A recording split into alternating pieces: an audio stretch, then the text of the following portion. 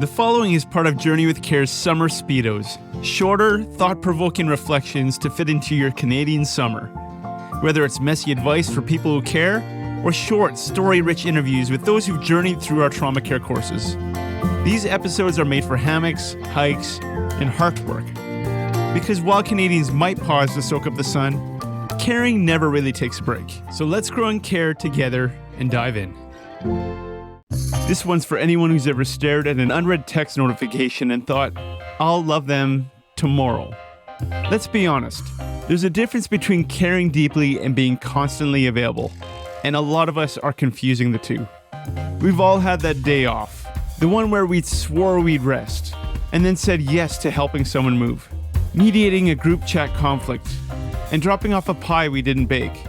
Suddenly your soul care day or Sabbath looks suspiciously like another shift. Welcome to Messy Advice for People Who Care, a summer series from Journey with Care for anyone who loves deeply and occasionally fantasizes about becoming unreachable. We're talking about caregiving, boundaries, burnout, and the not-so-clear moments of loving others well, minus the formulas.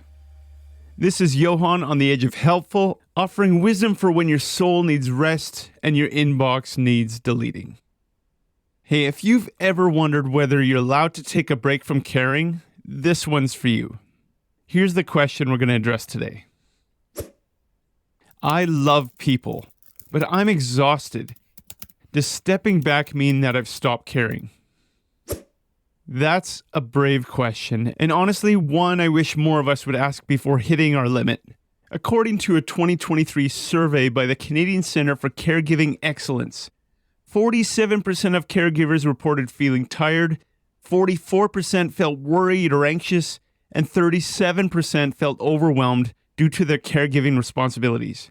So if you ever found yourself emotionally drained just thinking about another quick favor, you're in good company. It's not just you, it's a shared experience among other caregivers. But you see, exhaustion isn't failure, it's feedback. And let's talk about what that feedback is trying to say. Just because you care doesn't mean you're on call 24/7. That's not compassion, that's customer service. Picture this. You've got one quiet evening ahead, a hot drink, a show you're looking to finish. Then the phone buzzes. Hey, sorry, last minute, I know, but could you... ... Your brain screams no, and your heart whispers maybe, and your fingers type of course. And suddenly you're back in the game, resentful, tired, and still trying to be holy. Let's take a look at this passage in Luke 5:15-16. Let's get biblical.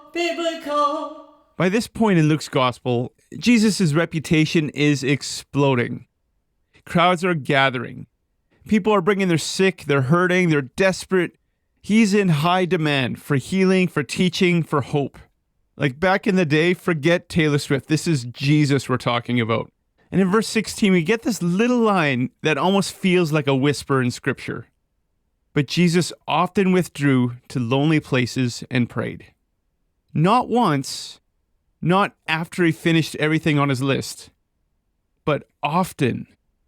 He didn't vanish out of frustration. He didn't burn out and disappear. He stepped away intentionally, prayerfully, even while people were still waiting. And that's huge because some of us feel like stepping back is only allowed after everyone else is okay. But Jesus showed us a different rhythm, one where rest isn't earned, it's part of obedience, where love doesn't mean endless access and faithfulness includes quiet places. Jesus didn't ghost people, and he didn't let their needs dictate his life and calling either. Because even perfect love had patterns of pause to reconnect his soul with God, to get that refueling. And if Jesus needed space to breathe, pray, and be alone, we probably do too. So if you're tired, maybe the most faithful thing you could do is rest. Not because you don't care, but because you do. Deep care without rest eventually turns into resentment, and we don't want that. So take a step back, take a breath, love will still be there when you return. And hey, if this resonated with you, you're not the only one trying to love without collapsing. Give yourself permission to pause.